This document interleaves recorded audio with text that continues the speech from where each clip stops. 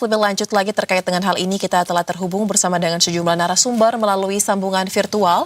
Sudah ada Duta Besar Republik Indonesia untuk Amerika Serikat periode 2019 dan juga merupakan Wakil Menteri Luar Negeri Republik Indonesia periode 2019 hingga 2022, Mahendra Siregar. Kemudian peneliti Asia Middle East Center, Pizarro Gozali Idrus, serta Atase Pertahanan Republik Indonesia di Iran periode 2009 hingga 2012, Maijen TNI Purnawirawan Budi Pramono.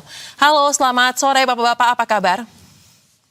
Selamat sore Mbak, kabar baik. Baik, terima kasih telah meluangkan waktu bersama kami di Berita Satu Utama. Kita sama-sama melihat dan juga menantikan ya seperti apa pertemuan penting.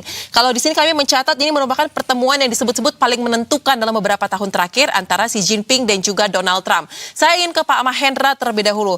Pak, kalau kita lihat, kita rangkumkan ya terkait dengan pembicaraan mengenai pertemuan ini. Setidaknya kami mencatat ada sejumlah isu dan kami rangkum dalam 3 hal yang akan turut dibahas dalam meja perundingan. Yang pertama mengenai ketegangan di Taiwan, kemudian juga tentang perdagangan dan yang seperti tadi di berita pengantar soal Iran. Nah, melihat ada 3 isu Pak yang dibahas dalam meja perundingan kali ini. Bagaimana Anda sebagai mantan duta besar dan juga wakil Menteri Luar Negeri melihat terkait dengan poin-poin yang akan semakin dispesifikkan dan bisa dihasilkan dari pertemuan ini? Baik, terima kasih ya. Susah mengundang saya. Pertama saya melihatnya tema utama akan lebih banyak mengenai ekonomi. Investasi, perdagangan, kerjasama teknologi, juga terkait dengan keuangan, dan tentu akses kepada teknologi strategis termasuk critical mineral, dan juga artificial intelligence-nya. Saya rasa topik utama akan merupakan hal itu. Baru hal-hal lainnya, termasuk juga yang berkaitan dengan geopolitik. Apakah itu terkait Iran, apakah terkait dengan Taiwan, pasti akan dibahas. Tapi bukan merupakan bahasan utama. Saya rasa demikian perspektifnya. Baik, jadi akan lebih berat membahas terkait dengan kondisi perekonomian ya, apalagi di tengah situasi geopolitik global yang ada saat ini. Nah, saya ingin ke Prof. Budi. Prof. Budi, dengan pengalaman Anda sebagai Atase Pertahanan di Iran, kira-kira seberapa besar pengaruh Cina yang bisa kita lihat ya dari pertemuan ini dan juga kebijakan serta melihat bagaimana tekanannya menghadapi Amerika Serikat? Pengaruh Cina untuk perdamaian ke depan tidak terlalu maksimal menurut saya. Selalu saya sampaikan bahwa saya selalu optimis, there is the light at the end of the tunnel. Nah, kali ini mungkin saya harus bicara contradictively, yaitu there is no light at the end of the tunnel. Kenapa demikian? Cina tidak akan maksimal membina Iran in term of face-to-face military force, tidak akan mungkin. Karena apa? Karena tidak ada military binding defense agreement, yang pertama. Yang kedua, dari awal-awal Cina juga tidak ada fokus kepada kekuatan militer, fokusnya hanya diplomasi dan ekonomi. Ini terbukti dengan adanya BRI di sana, terbukti dengan minyak yang lewat di Hormuz, itu juga 90% lewat di sana. Jadi sekali lagi, kenapa saya tidak terlalu berharap akan ada perdamaian yang besar di sini. Kenapa? Karena Cina ini akan bergerak in between. Di satu sisi dia mau tidak mau juga tidak mau melukai Amerika. Ya, di sisi lain dia juga membantu Iran, for sure akan membantu Iran karena dia perlu Iran, simbiosis mutualisme. Tapi dia tidak akan membantu mendikte dan membantu memimpin di depan. Tidak akan terjadi itu. Kenapa? Sekali lagi, on the other hand, ini namanya Cina, di sana ada Taiwan. Apabila dia menyakiti Amerika, maka Taiwan semakin di backup full. Tapi sebetulnya ini adalah anugerah. Kenapa? Karena Amerika biar sibuk di Middle East, maka Indo-Pasifik dan Taiwan tentunya agak melemah. Jadi seorang Cina dalam ini, negara seperti Cina saat sekarang ini benar-benar harus hati-hati, ya, jangan sampai dia salah langkah. Kenapa demikian? Karena beda center of gravity. Kata Clausewitz, kalau misalnya center of gravity-nya Cina, sekarang ya Taiwan. Center of gravity-nya Amerika saat sekarang ini ya naik turunnya global energi yang ada. Dan sekali lagi bahwa Teheran ini, Iran ini adalah buffer geopolitiknya Iran. Maka yang namanya, buffer geopolitiknya Cina, Iran ini. Maka kalau misalnya ada pertanyaan bahwa apakah Cina akan meninggalkan Iran, maka hampir saya nyatakan impossible. Tidak akan yang namanya Iran meninggalkan, Cina akan meninggalkan Iran. Namun, ya, Amerika juga harus hati-hati. Kenapa? Karena Iran sudah in advance, sudah datang duluan ke Cina dengan pesan bahwa, hai Cina, jangan semua narasi Amerika kau dengarkan. Kenapa? Begini loh situasinya. Politically kita tertekan, economically tertekan, militarily kita juga tertekan. Jadi harapan saya selama ini kita hubungan sudah baik, ya, antara Cina sama Iran dengan negara saya, kata Iran. Maka jangan seluruh omongan Amerika didengarkan. Nah, kalau Amerika tentunya agenda tarif dan lain sebagainya itu hanya kamuflas, hanya cover lah. Kalau memang dibicarakan pada saat awal, ya mungkin cover lah. Jadi intinya bahwa Amerika datang ke Cina ya only one reason, bagaimana caranya Iran tunduk. Nah, dalam hal ini maka hati-hati Cina. Dia tetap akan juru damainya ke Iran, tapi bukan berarti dia akan ngekor dan akan bebek sama namanya Amerika. Ya. Kenapa demikian? Karena dia juga sama-sama punya dignity, sama-sama punya leverage dalam hal ini. Dan inilah teori Sun Tzu sedang diterapkan oleh Cina, bahwa ikatlah, ya, musuh dengan berbagai medan. Ya, diikat dengan berbagai medan agar dia tidak fokus sama strateginya. Padahal ini adalah yang selalu disampaikan sama Sun Tzu, apabila mau menghancurkan musuh ya to subdue the enemy without fighting.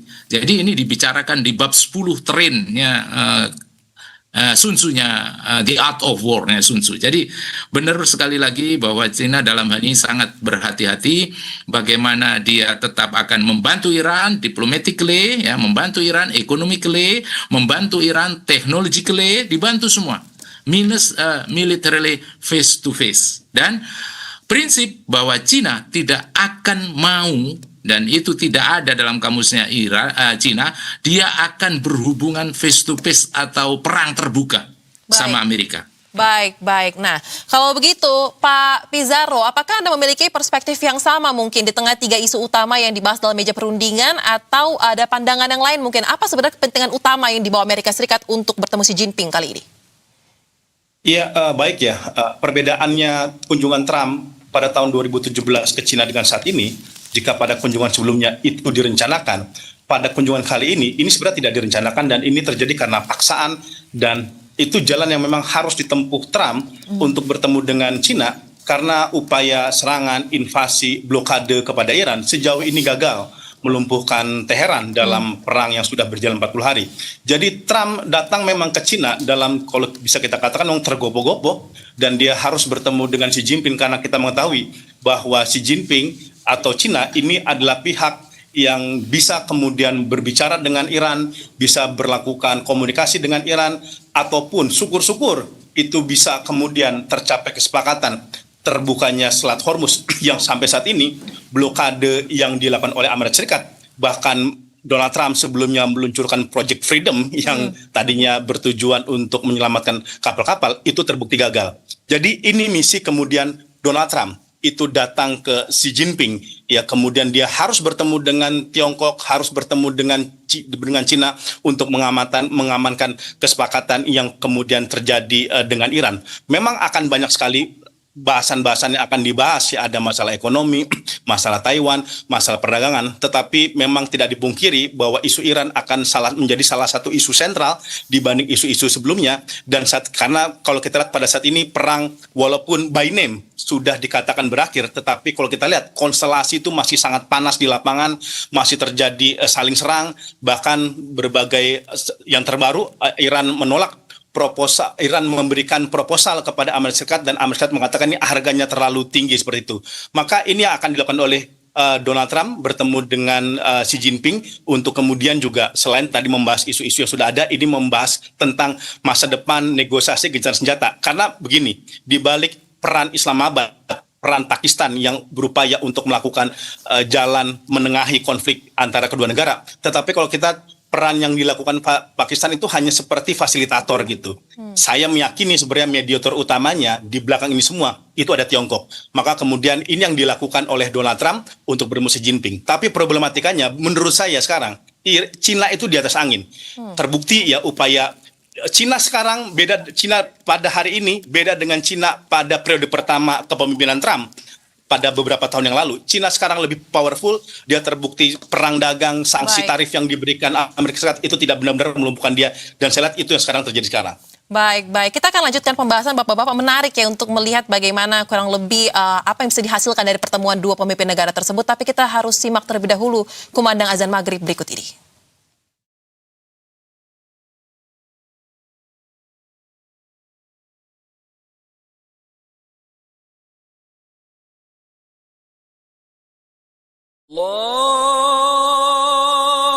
الله أكبر الله أكبر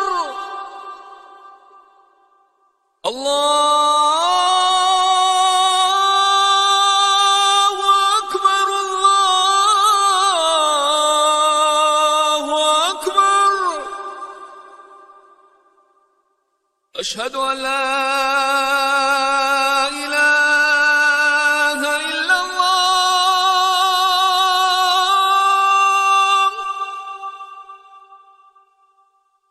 أشهد أن لا إله إلا الله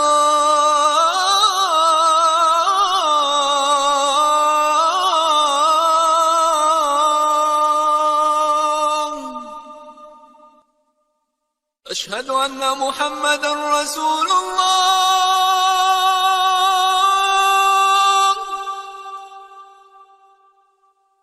أشهد أن محمدا رسول الله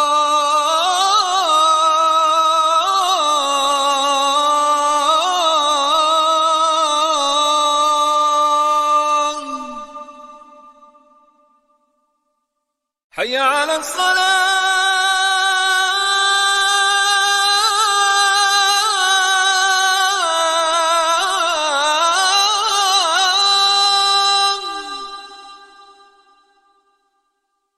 حي على الصلاة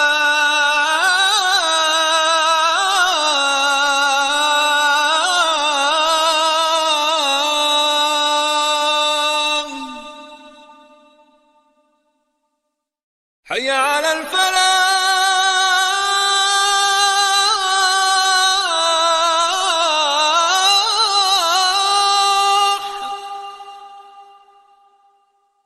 حي على الفلاح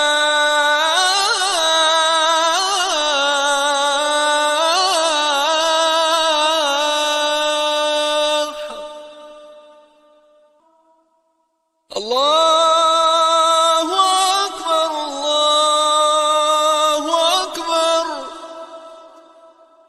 لا إله إلا الله.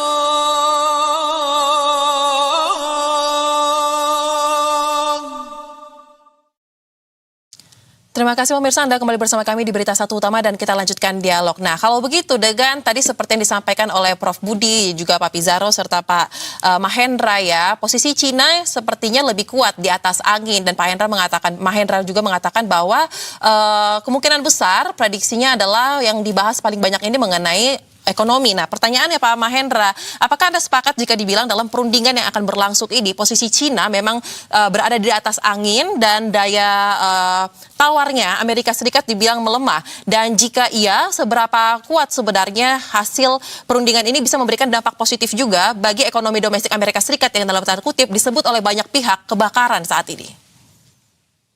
Justru untuk merespon kepada kondisi di ekonomi dalam negeri Amerika, Trump harus memberi pesan kepada domestik politiknya, konstituennya, bahwa kunjungannya ke RRT ini berhasil.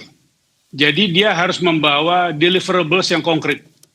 Itu dibuktikan nanti dalam bentuk berapa banyak pihak RRT akan membeli kedelainya Amerika, berapa banyak Boeing Amerika akan dibeli oleh RRT, berapa banyak investasi yang akan dilakukan di Amerika oleh pihak China, dan berapa besar juga untuk deal yang dapat dilakukan untuk kerjasama, termasuk di teknologi, termasuk di AI.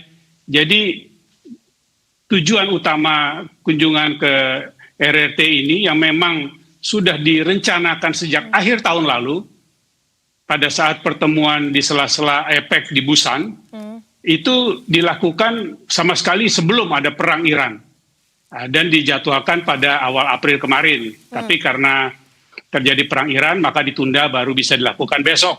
Tapi fokusnya kalau saya melihat tetap kepada ekonomi, perdagangan, tarif juga tentu, membahas kondisi yang lebih pasti bagi kedua negara sehingga perdagangan bisa kembali berjalan. Tapi di tengah-tengah kondisi perang dengan Iran, lalu kemudian juga ada isu Taiwan, pastilah hal-hal ini juga dibahas. Tapi saya tidak berharap berlebihan dari pertemuan ini memberikan alokasi waktu, bahkan perhatian terlalu besar kepada perang Iran. Karena saya yakin hal itu tidak akan bisa diselesaikan oleh Amerika dengan RRT, kan penyelesaiannya mesti juga Amerika dengan Iran. Jadi seberapa banyak waktu yang dipakai untuk ke sana pun tidak akan banyak manfaatnya. Baik, Pak Mahendra, Anda kan juga memiliki pengalaman panjang sebagai duta besar ya Pak. Dengan kita lihat dinamika yang ada, dan ini berdampak sangat nyata kepada tidak hanya negara yang berkepentingan, tetapi juga semua negara. Nah, apakah Anda melihat ada tren terkait dengan transaksional geopolitik, di mana kondisi geopolitik ini diubah untuk mendapatkan suatu konsensus ekonomi, jika kita kaitkan juga dengan pertemuan yang akan berlangsung ini? Betul, kalau itu ada kemungkinan, karena memang apalagi Trump itu sangat dikenal dengan pendekatan dan politik luar negerinya yang transaksional dan deal making gitu ya. Jadi ada kemungkinan ke sana. Tapi betul hal itu lebih banyak nanti akan tawar-menawar di ranah ekonomi. Tapi ada satu hal yang memang tentu terbuka juga dilakukan deal, adalah apakah Trump ingin mengaitkan apa yang ingin dimintanya dengan konsesi bisa memberikan katakanlah dukungan ataupun kelonggaran posisi Amerika Serikat terhadap Taiwan. Misalnya begini, Amerika saat ini kan memang memiliki perjanjian dengan Taiwan untuk bisa memberikan bantuan persenjataan. Nah, apakah hal itu akan ditinjau ulang gitu ya? Kalau nanti ditukar dengan hal-hal terkait ekonomi, atau juga bisa terkait dengan perkembangan di Iran. Nah, tapi saya belum bisa memastikan seberapa jauh hal itu dilakukan. Tapi bahwa kemungkinan transactional issue ini bisa dilakukan dalam politik luar negeri saat ini, terutama juga dengan aktor seperti Trump, sangat dimungkinkan. Baik, apalagi latar belakang Trump ya, kita tahu sebagai pengusaha bukan kelas teri tapi kelas kakap. Ya. Nah, kalau begitu saya ke Pak Prof Budi. Prof Budi, Anda mengatakan bahwa Iran untuk tunduk itu merupakan goals-nya Amerika Serikat dan sudah pasti Cina akan membantu Iran. Nah, pertanyaannya Pak, mungkin dari perspektif pertahanan keamanan Pak, seberapa penting posisi Iran bagi kepentingan energi dan juga keamanan Cina, khususnya ya kita lihat bagaimana Selat Hormuz ini menjadi salah satu hal penting dan stabilitas di Selat Hormuz sekarang juga mungkin bisa dikaitkan pula. Seperti apa? Sangat penting. Kenapa saya katakan sangat penting? Itulah China dalam setiap bergerak power projection-nya dan lain sebagainya, dia harus memenuhi sekian ratus juta perut yang ada di China sana. Jadi setiap gerakannya itu pasti economically reason. Kenapa demikian? Yang pertama, jalur perdagangan dan energi yang tadi sudah saya sampaikan 90% melewati Hormuz ini artinya bahwa Iran ini adalah buffer geopolitik bagi seorang Cina. Dan selain itu, Cina dalam hal ini dan Iran kan BRI-nya udah lewat dari arah timur, kemudian Sistan, Baluchistan, kemudian juga sekarang Cina juga sudah mendirikan di Djibouti, headquartersnya dia di sana, meskipun ini adalah pertama headquartersnya dia di luar negeri, di luar Cina. Nah, ini semua adalah menunjukkan bahwa bagaimanapun juga Cina harus economically dia harus unggul. Dan kita tahu bahwa yang namanya Cina dan Rusia ini tidak pernah menginginkan Amerika menjadi single dominant power di negara-negara teluk. Jadi dalam hal ini sekali lagi Cina sangat berhati-hati. Dia memperlakukan Iran bukan sebagai mitra militer, tapi memperlakukan sebagai simbiosis mutualisme, terutama in term of economy, in term of technology, in term of politics dalam hal ini. Tapi sekali lagi dia sama Amerika juga harus berhati-hati karena ada Taiwan sebagai leverage-nya Cina di sana.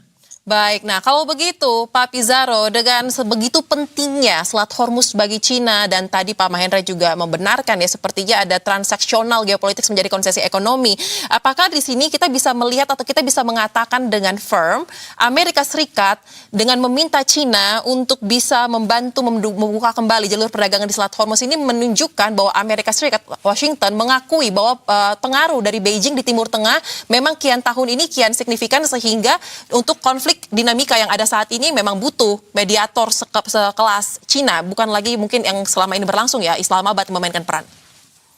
Iya, memang kalau kita lihat sekarang ya, itu yang membuat kenapa Donald Trump akhirnya datang ke Cina. Ini bahkan menurut saya bukan hanya soal faktor Iran, tetapi faktor dominasi Tiongkok di wilayah Timur Tengah. Kalau kita saksikan misalkan ya, beberapa negara Timur Tengah itu pun satu persatu tuh udah mulai masuk BRICS. Atau minimal ya, mereka itu menjalin kerjasama ekonomi yang begitu kuat. Kita jangan lupa, tahun 2023 ada KTT Cina Arab yang di situ kemudian Cina berhasil melakukan normalisasi antara Saudi dengan Iran. Ini kan membuktikan bahwa konsolidasi konflik di kawasan, konsolidasi masalah di kawasan itu bisa dilakukan, bisa didamaikan tanpa intervensi dari Washington, seperti itu. Kemudian kita jangan lupa juga ya bahwa transaksi atau neraca perdagangan negara antara Cina dengan negara-negara Timur Tengah itu sangat banyak sekali. Bahkan itu melebihi Iran gitu. Maka pertemuan ini yang dilakukan antara Xi Jinping dengan Trump ini juga upaya kemudian Cina mendorong deeskalasi, mendorong tidak berlanjutnya perang atau minimal terjadi perpanjangan gencatan senjata antara Amerika Serikat dengan Iran gitu. Karena kita mengetahui kalau perang ini berlangsung, kalau perang ini panjang, ini akan membakar pasar semuanya, termasuk juga pasar Tiongkok gitu. Tetapi di satu sisi problematikanya kalau kita lihat ini Trump itu dalam tekanan yang begitu sangat besar. Ingat, Donald Trump jangan lupa dia akan menghadapi pemilu di Amerika Serikat, sedangkan Cina itu tidak menghadapi pemilu. Dia tidak ada tekanan. Maka kalau saya lihat di sini nanti pressure Amerika Serikat akan sangat kuat kepada Cina untuk segera bisa beberapa poin-poin itu bisa diamankan. Ada beberapa konsesi yang bisa menguntungkan bagi Amerika Serikat. Tapi problematikanya menurut saya Cina pun akan memperhatikan poin-poin kesepakatan ataupun proposal dari Donald Trump itu dengan lebih teliti gitu. Karena dia punya banyak waktu. Dia nggak menghadapi tekanan pemilu. Dia nggak menghadapi tekanan-tekanan lain seperti Donald Trump. Kalau Trump itu pengen sehari jadi misalkan kesepakatan ini, Trump menurut saya akan buying time gitu. Sama juga dengan Iran kan. Iran kan tidak menghadapi persoalan pemilu, dia tidak menghadapi tekanan dari publiknya Iran. Memang dia terdampak secara ekonomi, tetapi kan solidaritas masyarakat itu lebih baik lah ketimbang Amerika Serikat gitu. Jadi akan ada buying time menurut saya akan dilakukan oleh Cina dan akan dilakukan juga oleh Iran, dan mungkin saja pertemuan ini ada kesepakatan mini gitu ya, tapi tidak kemudian kesepakatan komprehensif, karena ini tidak mungkin misalnya dalam konteks Hormuz itu ada kesepakatan antara Cina dengan Amerika Serikat tanpa melibatkan Iran. Pasti kan Iran itu konsultasi juga, makanya kan dia potong kompas kan ketika sebelum pertemuan Trump dengan Xi Jinping ini, si Arakci itu udah ketemu Putin, udah ketemu Xi Jinping, udah ketemu Wang Yi dan sebagainya. Ini menurut saya bagian upaya untuk mengkonsolidasikan poros Teheran, Moskow, Beijing untuk menghadapi Washington. Baik, tapi dengan kondisi yang ada, Trump posisinya semakin terjepit, kemudian Anda memprediksi ada kesepakatan mini ya yang terjadi tanpa melibatkan Iran di dalamnya. Apakah ini juga artinya Beijing masih sangat bisa untuk memainkan peran dan tetap netral meskipun ya kita lihat ya dengan kondisi yang ada, dan dia juga tetap tidak kehilangan salah satu mitra strategis ya seperti Anda katakan, transaksinya dengan negara di Timur Tengah jauh lebih besar jika dibandingkan dengan Iran. Iya, menurut saya itu tadi ya, yang tadi coba saya tekankan ya, bahwa nanti kemungkinan kesepakatan ini ada misalkan ya, prinsip-prinsip sepakat misalkan untuk melakukan deeskalasi perang, untuk menurunkan tensi perang, atau kemudian memperpanjang hintaran senjata seperti itu. Karena ini kan yang diinginkan oleh Trump. Trump tuh pengen keluar dari Beijing, pengen keluar dari Cina, itu menjual kemenangan bagi masyarakatnya, menjual kemenangan bagi publiknya, dan kemenangan yang mau tuh dua, kemenangan sama Cina, kemenangan juga sama Iran. Tapi kan ini kan keinginannya Trump. Apakah kemudian ini dikonfirmasi oleh Cina? Belum tentu Cina juga mau, karena kan bagaimanapun Iran itu mitra ideologisnya Iran gitu ya, dan juga dengan Rusia juga sama gitu. Mungkin ada kesepakatan untuk kemudian mengarah kepada kesepakatan hintaran senjata, tetapi sampai kesepakatan sifatnya komprehensif, ini menurut saya bolanya ada di tangan Washington dan juga dengan Teheran. Baik. Menarik untuk kita gali lebih lanjut lagi memang terkait dengan pembahasan yang akan lebih dielaborasi ya dalam pertemuan antara dua pemimpin negara tersebut. Tapi kita akan jeda terlebih dahulu, Bapak-Bapak. Usai jeda kita lanjutkan dialognya, tetaplah di Berita Satu Utama.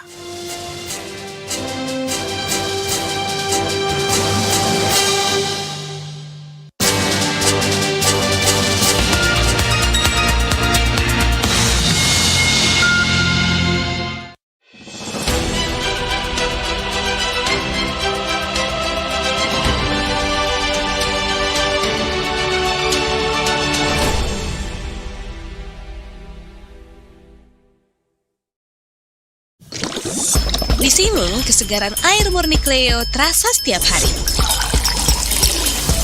Cleo diproses menggunakan teknologi nanofilter, menghasilkan air murni yang ringan dan segar rasanya. Aman dari bromat dan baik untuk kesehatan. Air murni Cleo sudah BPA free, jadi lebih aman dan sehat untuk keluarga. Cleo, murni airnya, segar rasanya.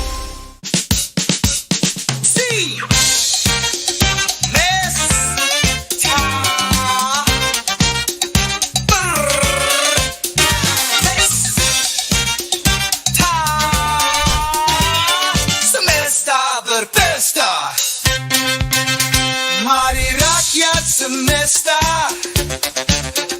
lepas hasrat berpesta. Semesta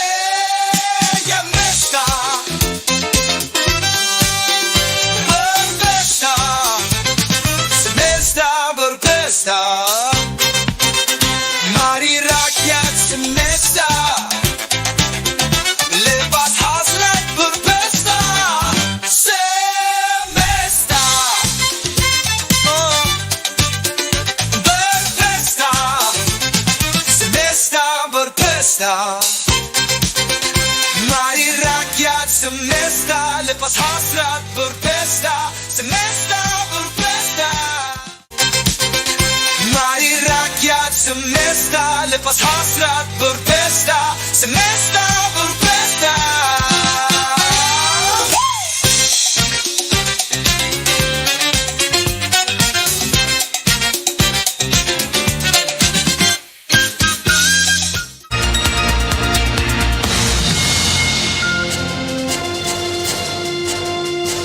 Terima kasih pemirsa, Anda kembali bersama kami di Berita Satu Utama, dan kita akan lanjutkan dialog masih terkait dengan membahas apa saja kira-kira yang bisa dihasilkan atau yang akan dibahas lebih lengkap dalam pertemuan antara Xi Jinping dan juga Donald Trump.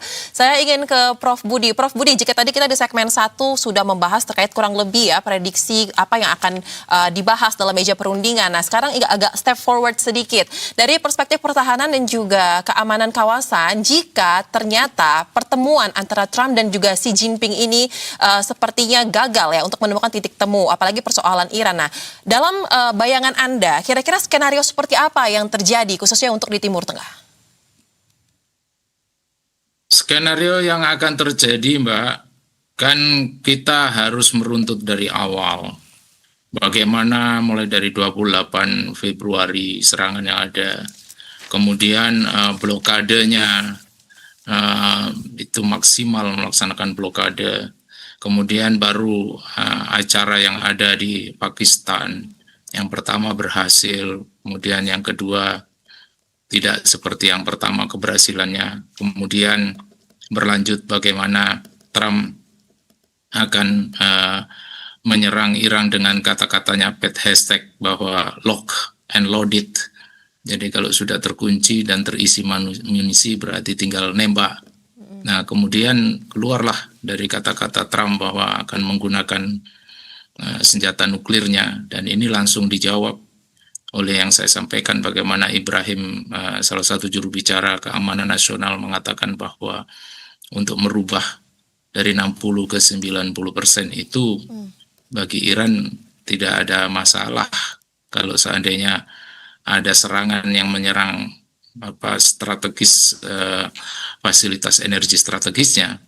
Bahkan di 2024 dikatakan oleh Kamal bahwa saat itu sudah siap untuk merubah nuklir for peace sampai nuclear weaponization for weapon for war.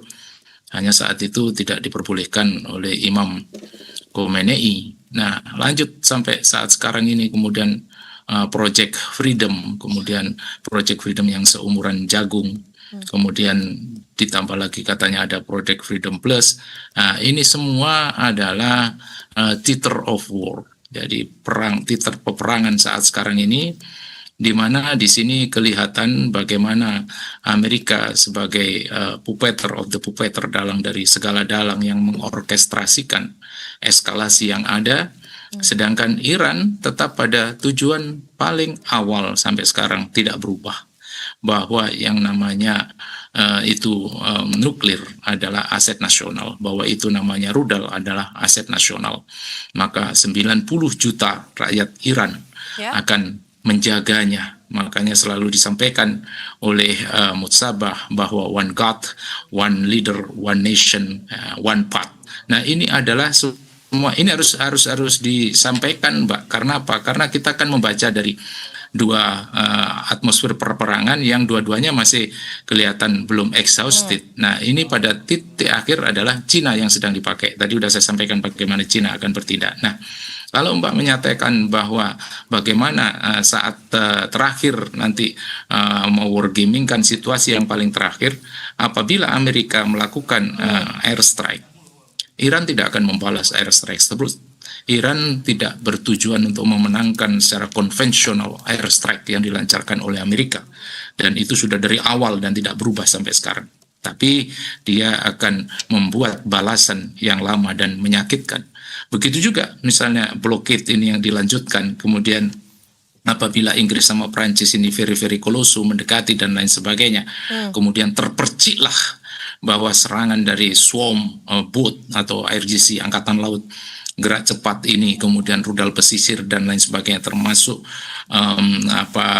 ranjau laut dan sampai meledak memercik. Maka ini akan dipolitisasi, dan dipolitisasi apabila ada serangan naval warfare, maka selagi lagi bahwa Iran tidak akan meladeni naval warfare. Kenapa? Karena dia sadar kalau konvensional dia tidak akan menang. Tapi kalau membuat cost imposition strategy, bahwa musuhnya akan kehabisan dana dan berperang secara mahal, maka that's the point. Itulah tujuan daripada Iran. Dan akhirnya apabila dia melaksanakan ground attack yang ini berakhir dengan perang terbuka, total war atau perang besar, maka Iran sangat menjawab dan sangat welcome apabila itu terjadi, karena dia yakin bahwa apabila ground attack dilakukan oleh Amerika, maka Amerika tidak ada no point to return, dia tidak akan kembali, dan di sanalah medan tempur yang selama ini disiapkan oleh Iran untuk face to face terhadap Amerika. Maka sekali lagi di ground attack inilah akan terjadi war of attrition. Kenapa demikian? Karena kalau di naval strike dia akan memformulakan menjadi saturation war, bahwa kekuatan kecil yang kuantitasnya banyak akan menghabiskan yang kualitasnya tinggi dan sangat mahal oleh seperti Amerika. Nah, itu Mbak kalau menurut saya. Baik, nah kalau begitu dari perspektif diplomasi ekonomi, seperti apa kira-kira Pak Mahendra jika kondisinya masih sama ya, pertanyaannya jika ternyata pertemuan antara Xi Jinping dan juga Trump ini gagal menemukan titik temu, apakah ini akan memiliki dampak yang lebih besar lagi terhadap ancaman di stabilitas kawasan ekonomi ya, khususnya Indo-Pasifik, dan mungkin untuk Indonesia sendiri Anda melihat seperti apa kurang lebih? Kalau saya kembali karena memang persoalan antara Iran dengan Amerika Serikat itu begitu kompleks. Saya tidak yakin perundingan ataupun pembahasan dengan RRT akan bisa menyelesaikan apapun. Yang bisa adalah pihak RRT memberikan suasana lebih kondusif. Berjanji untuk menyampaikan pesan kepada pihak Iran ataupun juga memang secara terpisah, bukan sebagai alatnya Amerika, tapi karena kepentingan dari RRT sendiri untuk melihat pembukaan kembali Selat Hormuz dan juga melakukan gencatan senjata lebih efektif dan menyarankan atau mendorong kedua pihak untuk kembali berunding di Islamabad. Saya rasa hal-hal gesture seperti itu. Tapi bukan RRT yang menentukan perang akan selesai atau tidak, ataupun bukan RRT yang akan menentukan apakah ada perundingan yang substantif signifikan terjadi pada pertemuan besok. Sebaliknya, pertemuan itu akan kembali saya sampaikan memenuhi keinginan dari Trump untuk membawa oleh-oleh kepada dapilnya, konstituennya, karena dia, saya dengar, didampingi oleh sekitar 20 CEO terbesar di Amerika, termasuk dari Magnificent Seven, dari Tesla, dari Nvidia, dari Meta, dari perusahaan-perusahaan teknologi, dan juga dari perbankan, ada BlackRock, ada Blackstone, ada Master, Visa, Goldman Sachs, dan juga dari pesawat maupun teknologi, dari Boeing, dari GE Aerospace, Cisco, Micron. Nah, ini yang merupakan perusahaan-perusahaan Nvidia. Nah, mereka harus membawakan oleh-oleh konkret dari hasil kunjungan ini. Ada juga dari Cargill yang adalah penjual terbesar untuk kedelai ya. Nah, jadi besaran-besaran transaksi, deal yang bisa dicapai oleh Trump, inilah akan menjadi ukuran bagi Trump pulang ke Amerika mengatakan kunjungan saya ke RRT berhasil, termasuk apa yang saya lakukan strategi menekan RRT melalui tarif tahun lalu. Sehingga kemudian RRT membeli begitu banyak dari Amerika, membuka akses pasarnya, dan kemudian melakukan langkah-langkah yang lebih sesuai dengan standar dan keinginan Amerika. Jadi di sana outcome-nya akan lebih mengemuka. Baik, jadi kurang lebih Pak, Anda melihat Trump akan lebih melunak ya dalam perundingan ini ya? Enggak, justru saya tadi di dalam pengantar dari berita satu sendiri mengatakan bahwa saya tidak membutuhkan RRT kan, saya tidak membutuhkan China untuk merunding itu. Jadi saya melihat ada benarnya karena memang dia tidak bisa berharap banyak juga dari China. Baik, baik. Nah, kalau begitu Pak Pizarro, jika kondisinya ternyata pertemuan yang akan berlangsung ini masih sama, poinnya adalah jika tidak menemukan titik temu dan juga tidak memberikan kesepakatan yang bisa memberikan keuntungan bagi pihak-pihak yang berkaitan, Anda melihat kurang lebih seperti apa nantinya kelanjutan dari kondisi geopolitik yang ada khususnya di Timur Tengah ya, jika kita kaitkan dengan pertemuan tersebut? Iya, kalau kita lihat Trump pasti lebih mengincar kesepakatan ekonomi ya, dan karena itu yang paling realistis yang bisa diambil ya, ketimbang kesepakatan dengan Iran yang menurut saya itu tidak bisa hanya dilakukan hanya pertemuan 2 hari ya, ini pertemuan antara Donald Trump dengan Xi Jinping gitu. Tetapi problematikanya memang posisi Trump ini serba salah gitu ya. Kalau dia melakukan serangan kepada Iran, ini seperti yang diinginkan oleh Iran, perang menjadi atrisi seperti dikatakan oleh Prof. Budi. Tetapi kalau dia lemah, kalau dia mundur, dia dianggap sebagai sebuah kekalahan. Tetapi emang ini menjadi sebuah simalakama bagi Donald Trump ya. Karena begini, menurut saya tantangan Trump di wilayah perang dengan Iran ini bukan hanya Iran, tetapi negara-negara Teluk. Kita jangan lupa ya, negara-negara Teluk itu secara umum itu sudah banyak dikonsolidasikan dengan Cina misalkan. Proyek zona ekonomi khusus pelabuhan Duqm di Oman itu digarap oleh Cina seperti itu. Kemudian juga visi 2035 Kuwait yang dia sedang membangun kota Sutra ya untuk kemudian akses kepada wilayah Eropa di wilayah Asia Tengah. Itu juga kebanyakan investor-investor itu dari Iran ya. Begitu juga visi Saudi 2030. Dia juga mulai membeli 5G dari Huawei, teknologi digital gitu. Jadi ketika kemudian pertemuan ini menjadi deadlock, kemudian eskalasi perang itu kemudian berkembang, dan kemudian berkembang juga kepada kawasan, menurut saya ini akan menjadi sebuah hal yang sangat sulit bagi Donald Trump untuk memenangkan pertarungan, tidak hanya dengan Iran, tetapi juga memenangkan eskalasi di wilayah Timur Tengah. Bukan tidak mungkin kalau kemudian kesepakatan dengan Tiongkok tidak terjadi yang berpengaruh pada Hormuz, tidak hanya Iran yang kemudian menjadi kuat, tetapi negara Timur Tengah satu persatu itu udah mulai melipir nanti kepada Cina.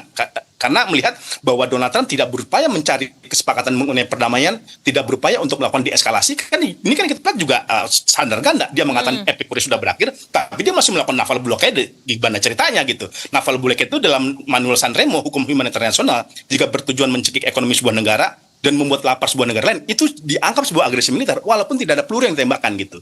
Jadi seperti itu. Maka menurut saya kalau kemudian gagal terjadi kesepakatan, gagal mencari perdamaian, popularitas Amerika Serikat semakin lama semakin turun, kredibilitas Donald Trump semakin turun, dan ini berpengaruh kepada pemilu 2026 nanti, pemilu sela, yang menurut saya ini bukan hanya sekedar pemilu selalu, tapi ini juga referendum ini bagi ujian politiknya Partai Republik. Apakah dia bisa memenangkan pertarungan di tengah invasi Donald Trump? Karena jika kemudian dia kalah, ini akan kemudian bertransformasi juga kepada kekalahan Partai Republik pada tahun 2028 lagi ketika ada pemilihan Presiden Amerika Serikat.